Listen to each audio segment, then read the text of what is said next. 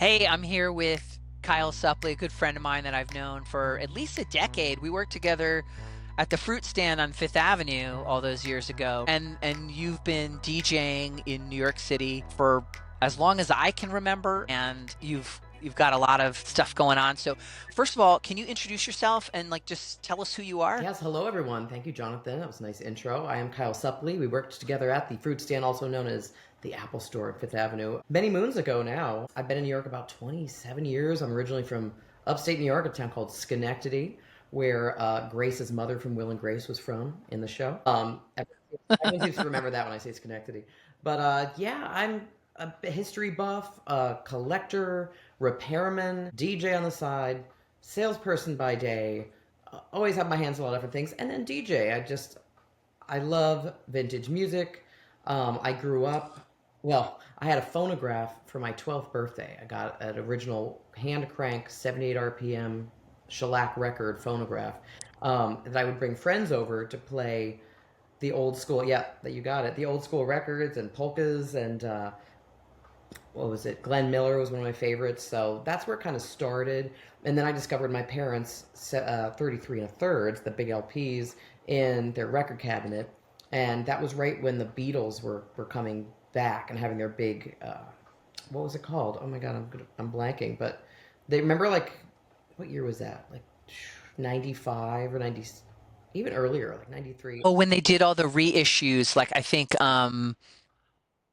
Apple or Michael Jackson had owned the catalog for a while, and like it was very up in the air. It was very much not online.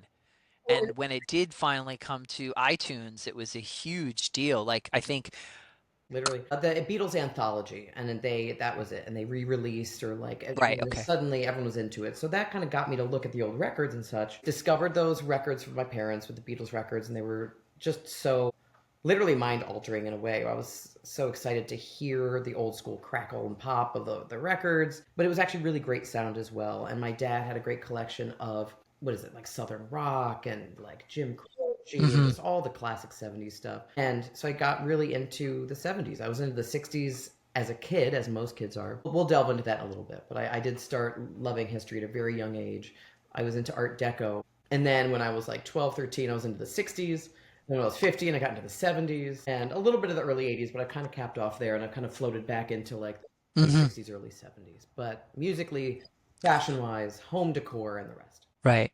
I think we're about the same vintage. I'm a 40 something, and I remember in the 80s, like the 50s and the Art Deco era, like we're sort of reverberating back through time. And I think they're kind of coming around again, and then we'll probably get like the another wave of sort of 60s stuff. And I think it keeps accelerating, and certain groups of people find their little pockets of stuff. So one thing I wanted to discuss with you, and I have a theory about it, but I kind of want to hear what you think about these vinyl and analog formats. I think that cassette tapes are a little bit of a novelty, but vinyl is eclipsed, any other kind of music sales at the moment. Like they're grossing more money than ever, and it's huge. Vinyl collectors are huge. I think people like having the physical item, but there's something about vinyl for me. The music is happening in the room with you. That little needle is actually making sound in the room. And I think that there might be something barely perceptible that we hear. What are your thoughts about that? What do you think vinyl and analog formats are making a comeback? For sure. I mean, it's when I started, like I said, it was my parents' records, and my dad had a pretty good system in the living room with an okay needle. I pretty much probably really pushed it to its limits because I would find all these records at the Salvation Army. And I didn't always check to make sure that they were the best quality of vinyl. I just was excited to have it. Yes. And my dad would be like, hey, can you? Okay. He's like, let's teach you how to clean these. But yeah, the physical was Right. special. The artwork. I love graphics. I love pop art. And they were so great to be able to see Hmm. that. You could read the names. You could read who wrote the songs. There was sometimes folders or posters in the center as a surprise, which was really nice. And then the actual record itself, there's a depth to the Hmm. sound that is much more full. Playing it on an old stereo, I have a 1968 GE, one of those big, looks like a big coffin, players in my New York apartment. Hmm. And the sound on that is just so great because it splits the stereo really far, left and right, so the high fidelity Hmm. stereo, you really feel like you're living it, or hanging out with the band as they're playing, which is really nice. And there is Right. That instrument is over there and Yeah. that instrument is And they over can play there. with it and float you Yeah. through, which is really nice. And there is a bit of a slight, I wouldn't want to say a hum, but there is a noticeable, I shouldn't even say noticeable, like you said, imperceivable, really. But there's something where you know there's a tactile thing going on in a way. It's hard to explain, but it's different, like you said, than a MIDI file or like a digital, not a MIDI file, but like a digital file of music that we would have had while working at Apple. As small, as compact as they were, and you could have tons of music, it didn't have as full of a robust sound as vinyl, and I think that's why people really like it, because there is a noticeable difference. I played around with 8 tracks for a while that my dad had. Speaking of cassettes and tapes, they were pretty good, but they tend to dry rot at the joint and they would break. Cassettes Hmm. wound Hmm. back inside. The way they manufacture them is really wild. I've tried to fix some, and it's very difficult. Once they're wound in, there's a certain number of winds to get them to work. It used to be funny when I was listening to them for a while. During the middle of a Elton John song, the volume would drop down, and you would hear click, and it would go to the next track, and then the song would come back. It happened Yikes. to fall in the middle of the song, and I was like, "This is not the way you want to enjoy music, really." I have the 8-track ball radio by Weltron, though, that looked like the helmet Hmm. that took 8 tracks. I fixed it, played some in there, but I do choose vinyl when I can, and I think, like you said, there's something nostalgic about it. Young people feel they can feel maybe kind of cool about having one, or you can inherit them from your family. Get them cheap for the longest time. They are not cheap anymore, and I'm so glad I overbought when I did, because I got quite a good collection then. Are they all top notch? No, but a lot of them are, and I love finding rare ones to this day, or ones that you don't hear about as often. I'll try to look them up, and when I'm DJing out, I love talking to the older folks that lived it and were part of the disco scene or the 70s, that will give me hints or song suggestions, and then I will look for those vinyls. And then on those records, you'll find other great songs too. Ah, that's how you keep them coming back. That's fantastic. So, can you tell us a little bit? That's a good segue into tell our viewers what Julius is. It's iconic. It's in Greenwich Village. Sure. So Why is it significant? Julius Bar is one of the oldest gay bars in New York City. It is a landmark and a New York City landmark as well. It's very much unchanged from its early days. It was a speakeasy way back in the day. It was actually a dry goods store in its very, very early days, going way back. It has wagon wheel lamps on the ceiling that are still there, and you can see them in the Hmm. original photo of the sip-in, which was in 1966, like the precursor to Stonewall, trying to get gay rights in the city. So you can feel, it's palpable, the history and the memories, and just there's something really magical about a small little bar in the village. There's not that many left that can claim they were there, right? And it's funny, when I was early and new in New York, I would go there and it was like an older set of folks that were at the bar. Hmm. It's Hmm. like, oh, okay, this is an older group. And Hmm. over time, I was like, wow, it's becoming more and more hip and more young. This is so great. And then a friend of mine was like, no, you're getting older. I was like, what? But no, I felt this. I feel the same way. Julius Spar is a treasure, and the story about the sip-in is great. Because I think, folks, for context, there was a law in New York City that you couldn't serve someone who was homosexual alcohol. And they went into the bar and said, "We're homosexuals, give us alcohol." And the bartender was like, "Here's your drink." So, like, in terms of a protest, it was a complete failure because yeah. functionally, like, the law wasn't being enforced. That doesn't mean it wasn't being enforced in other places, and that's the problem when you have these sort of like arbitrary rules. And it is a very historic place, and I do love it. I met Michael Stipe there years ago and sat with him for a while, like just hung out with him. It was the weirdest thing, but that's the kind of thing that makes it Sorry, magical. so did I. Wait, we were there on the same night. Was it? Is that how? Was it Halloween or New Year's Eve or something like that? It was, Well, and or was like New Year's Eve. I don't, I don't remember the date, but I think what it was after. You know what? Maybe it was, but I thought it was after one of my shows with Angelo Carlo, which I just saw you at. One of the early ones I went to, he came because he was friends with some of the people in the cast, saw me, Right, for and sure. we talked about like vintage neon because of the Automatic for the People album, Yes. speaking of, and how I asked Hmm. him if that neon sign was in Scotia, New York, because it looked just like one that was across from my high school. He said it wasn't. But that's so funny. I mean, that's the thing. You can rub elbows with some amazing New Yorkers there, and there's been so many movies shot there. I can't even list them off my head. Yeah. Can You Ever Forgive Me was a recent one that was, well, not that recent, but that was shot there. And American Horror Story has even done pieces there. Of course, Boys in the Band. And just, Hmm. it's so classic, right? And Hmm. it's such a family run place as well. Helen, who manages it and runs it, is just so great and open. And my disco DJ night that came about because I was doing the gay bars that are gone. Yeah, let's talk about. Yeah, so the Yeah. way After Dark, a Disco Very came about was because I was doing my tour with my friend Michael Ryan, going on 10 years, almost, I think this is the 10th year, doing a tour of gay bars that are gone. Julius is not gone, and we would actually end our tour there. And there was a suggestion, why don't we have a little party, and why don't you DJ? Mostly by Michael. And so I asked if I could do it. I had learned to DJ under the auspices, is that the right word? Being trained by Angelo DiCarlo and Amber Martin, who were Hmm. to Hmm. bring me in as a fill-in DJ at the Mattachine Party, which had been at Julia for many, Ah, many, many, many years. It was classic. They would go from disco to 80s, all different stuff. John Cameron Mitchell was a DJ as part of it, and he would bring his favorite songs. And that's how I learned to do it. And then I started doing After Dark, a Disco Very, kind of more of a disco focus for the party. And the focus of the music is also the same era as the magazine After Dark, which was a classic New York City magazine celebrating theater and underground, like gay life in a way. But it was around from 68 through like 88. And that's pretty much the era of when I played right. songs. And then I put together, well, myself and Jeff Chiola, a friend of mine that I met at FIT years ago, put together a great video. And numerous videos from that have been created that play in the background, celebrating the era, funky dance pieces of Hmm. Busby Berkeley moments, or images from Studio 54 on the dance floor, which gives people something to look at if they're feeling awkward or don't know how to talk to somebody, whatever. So it's always nice to have a little bit of.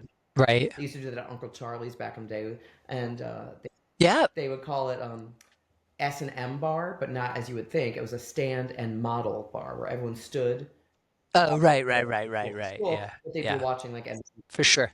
but anyway, so I do it once a month, every first Saturday of the month, 8 to 1. It's great because in the earlier part of the night, you've got the older set who are still there. They might not stay out as late, but on the early side, I play the 50s and 60s, mostly 60s, and early 70s music. And then as the evening goes on, I chronologically go Hmm. along with it. So then we'll go into Fleetwood Mac and like Jim Croce stuff, like I mentioned earlier, the early 70s fun stuff, and then it'll ease its way into disco. And then we do an hour and a half, 2 hours of disco, which is great. And then around midnight or so, we'll start Fun. switching into like early 80s, new wave, things like that. And so it's fun because it grows as the age of the set tends to grow a little bit as well. Um, so I mix it up a little bit too, but I think people appreciate that it's kind of going along through the eras of the best eras in New York. And like you said, an end of music. But like you said, it's people keep like looping back and learning again. So there's like a younger set coming in, and I like playing some of the weirder stuff too to hook people or educate them. They can be like, "Wait, what is this?" And they come and they'll Shazam it or like make a note, and they like sharing that with I guess a select group of people who seem to care, right? And so it's been very fun.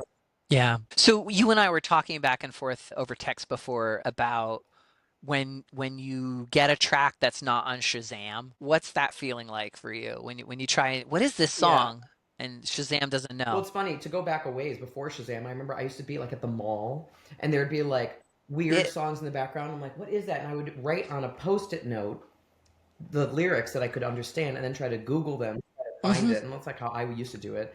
And then Shazam's pretty Hmm. good. There's a lot of I can find a lot of stuff, but I do love it when it really can't be found, or if I even go on Apple to try to download it or any place to try to find it and I can't find it, but I know it's the name and the artist. It's really fun at that point because I know it's pretty secret and good. It can be a challenge to find it. Sometimes I even find it on YouTube and we'll pull the music off of the video if I can find it. But to me, it's like if you have, I'm gonna bleep that part out so that you don't get a copyright there you go. strike.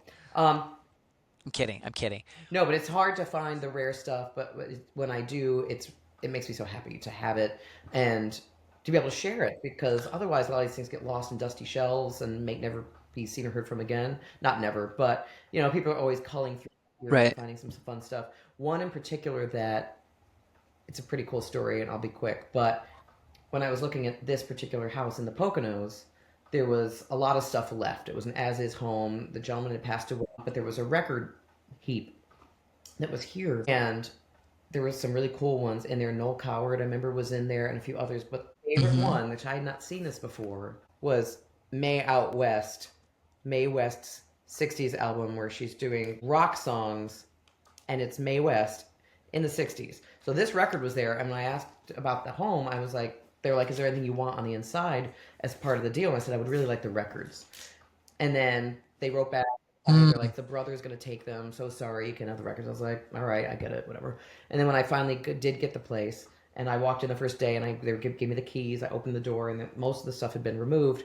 In the corner were all the records. He must have decided to leave them for me, and so then mm. framed that record, and it hangs on the wall here. And it's also a great one. There's one framed, and then I have this one here, and I even have one in the city. I love it that much that I do play at Julius. And there's such great hits as Day Tripper from the Beatles, that she does a really raucous version. When a Man Loves a Woman, Shaken All Over, gotta love that one. May Day, Mae. So yeah, the ones like that are Right. just great. I mean, there's the Ethel Merman disco album, which is come back now, and the Kitsch Factor. More people know about it. Someone was just posting about it today. Yeah, that's what I was going to mention next. Didn't Ethel Merman do a disco album? So that's funny. You had said before, just in our as we were prepping, that when you're at Julius, sometimes people will ask you if you have something, and that part of the adventure is for you to go and find a copy of it. Yeah. Like, are there any things that stand out for you? Well, there's a really great friend of mine. What's happening? Oh, the clock's going off. It's 7 o'clock. I'm so sorry. Give us one moment, please. No, it's Oh, it's okay. We're not holding for 7 o'clock, noise. Keep and going. all is well. A great friend of mine, well, Nora Burns, is a great wealth of information. She moved to the city in 1979. Her friend Chuck, he's been part of her downtown shows. She does a lot of great disco. Or The Village was a great show, all about disco and going out. But they'll help me and say, "Oh my God, you got to download this song." Hmm. Buzzy B Superman, I think, was one that I'll try to then look for and find. It's funny, you'll go and try to download it, and it's like a point oh 0.01 or something. It's like people just don't know about this song, so it's really funny, which I love. I'm like, okay, this is going on the dance floor. So yeah, there's friends who'll point them out. Or some people had brought me records, which is so lovely. Michael Musto actually brought me a letterhead from After Dark magazine when he worked there, and has come, and he loves it because there's some songs he hasn't heard in years, or he'll mention ahead of time. Play Right. this one for me. I don't love. I mean, I don't not love taking requests, but that can go a little off the rails. But people Hmm. kind of know what the vibe is, and they'll say this is what we should probably Hmm. mix in. So I'll listen to it in my headphones while I'm playing another song and say, yeah, no, this is good. And then sometimes I'll even download it in that moment and play it for them next. It's not always the easiest to do that, but my whole set too is improvised. I don't prepare any of it. I have my favorites, and I have some playlists I've made, but then I'll go through those and kind of in the moment feel the room, and that's the really fun part for me, is if someone asks for something that can take us down another path, etc. Mm.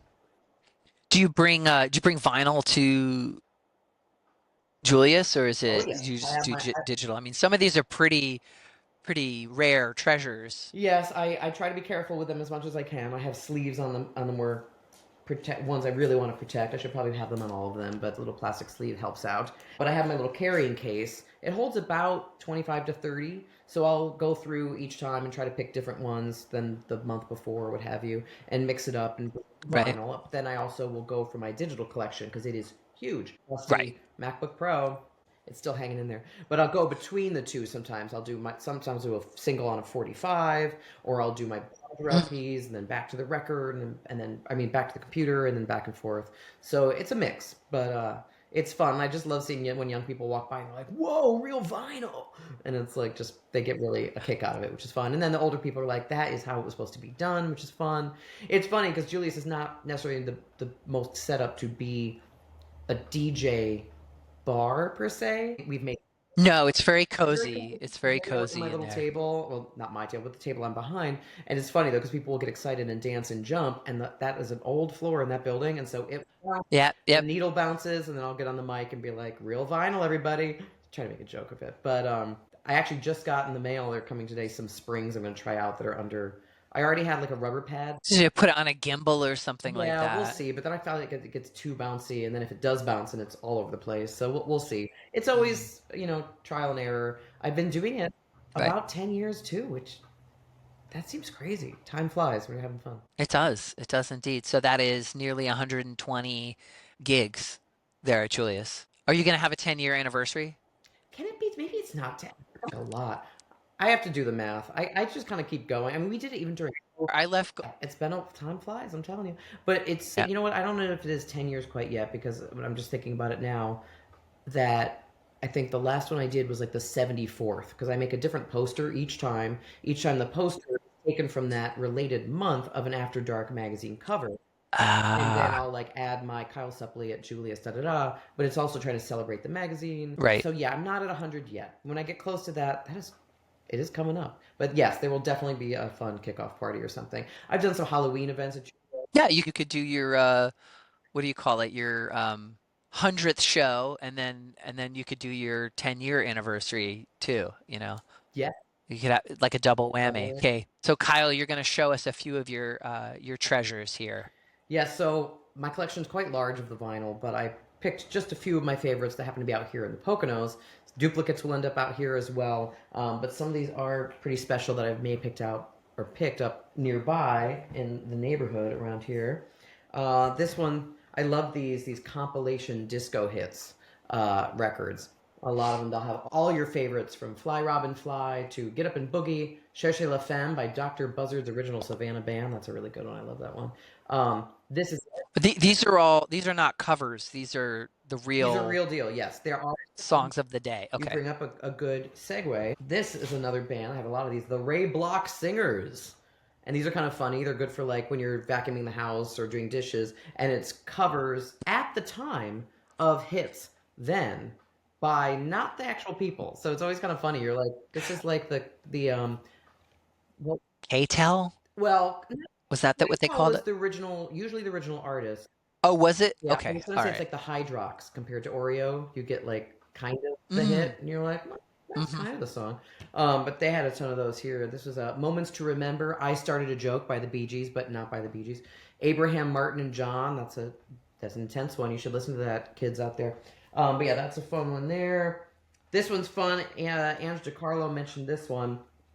Times Square. This was a movie, and there's Tim Curry was in the film. I've not actually seen this film yet. Maybe I'll do that tonight. But it's kind of a rock and roll. It's got rock. Yeah, let's try and find it. Susie Quattro is on this. We got Talk of the Town by the Pretenders, Roxy Music, Gary Newman. Some really good music on it. I've heard the movie is like, meh, but the music's really great. Pissing in the River by Patti Smith Group. Hey, gotta love it. I've heard of You've her. heard of her, right? These are great too. These are very thick. My friend Amber Martin collects these as well. They're Enoch Light and the Light Brigade. They're thick, as in like the covers are really substantial. But these are really great, like kind of Muzak of the time. Also covering some of the hits of the day. This one is more focused on Broadway song. Oh, Cole Porter is this little Cole Porter one. So that's a fun one there. What else do I have hiding? The key. So when you say Muzak, you mean like what they used to pipe into offices and elevators Correct. It's as a service? instrumental versions of Is your favorite hits. right. Yeah. Yeah, so they didn't have to pay the performance rights, but it was like light music, Yeah, and people, especially if you're like a the housewife at home, I feel like you would put that on for the day and it wasn't super intrusive and it wasn't too much rock and roll, but it made you feel safe and comfy. Here we have the Kiki D band, right. Kiki D, who did Don't Go Breaking My Heart with Elton John, and this is her hit, I got the music in me. I got the music in Oh, me. yep, I yep, got the music yep. in me. So it's fun to play some of those and educate people about who she was. Here's a great one. Whoa! Carol Channing. Is that Carol Carol Channing? Channing on Command. Raspberries. Raspberries, it's angel sound. That's a good one. This is not a record, but it was sitting under the records, and I love these lenticulars from the '60s. So you get to trip out with that one, everybody. Oh, they included those in the record No, no, sleeves as like a no. I wish bonus. they did. That's maybe Oh, related. okay. It happens to look like a record. It was sitting with the records. It's not. That is just literally for you to trip out in your home while you're listening to music.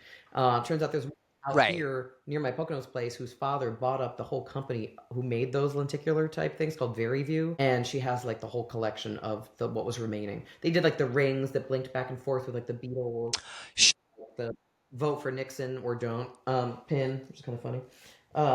But yeah, so that's just a few selections. I try to bring the old stuff, the new stuff, the Eurythmics, getting into the '80s there. Speaking of what goes, would you say what goes not what goes around comes around, but coming around again. hmm Simon, I know nothing stays the same, but if you're willing to play the game, it'll be coming around again. And The best of Carly Simon with her song "Coming Around Again." I actually don't know if that one is on this. I think that came out after this record, but that's a good one. "Coming Around Again." Baby sneezes. What is it? You fix the toaster. She's like talking about being a housewife and like her husband, and right, right, all the right. love kind of comes back again. So much good music out there, and so little that's played these days, especially on the radio. Like, you can go to an oldie station, it's the same 7 songs, and you want to hang yourself. But there's so much great music hiding on these vinyl records out there. And come on by to Julius Bar, everybody, and come to After Dark, a disco vary. You can find it. Yeah. So tell us when the next one Yeah. is. Um. Actually, let me look that up. I think it's the first. Yeah. So yeah, if you want to hear some of this amazing music on vinyl, the next After Dark, a Disco Vary, is February 1st at Julius Bar in Manhattan. You can find me on Kyle's Out There on Instagram. Often every month I post about the event as well. And yeah, I hope you'll come by, bring friends. It's on the earlier side of a Saturday, so you could still go have a crazy raucous night if you want to go out after 1 a.m., after the 80s part of the evening. Yeah, come on by and check out some of this rare music and hear it on vinyl the way it was intended. That's great. Thank you so much, Kyle. I really appreciate it. You've given me a lot of ideas for like the problem with this new obsession of mine is like once I open one thing, there's 100 little, it's like nesting dolls inside of nesting dolls, octo nesting dolls. Right. Anyway, thank you so much. This has really been excellent. I can't wait to see you again. We'll come by your place in a couple of weeks, and I'll see you at Julius. I love it. On February 1st. All right. Talk to you soon. Bye, Justin. Thanks again for listening. Or if you're on YouTube listening with your eyes, we'll be back next week with a new episode. In the meantime, be sure to comment, like, and share. See you next time.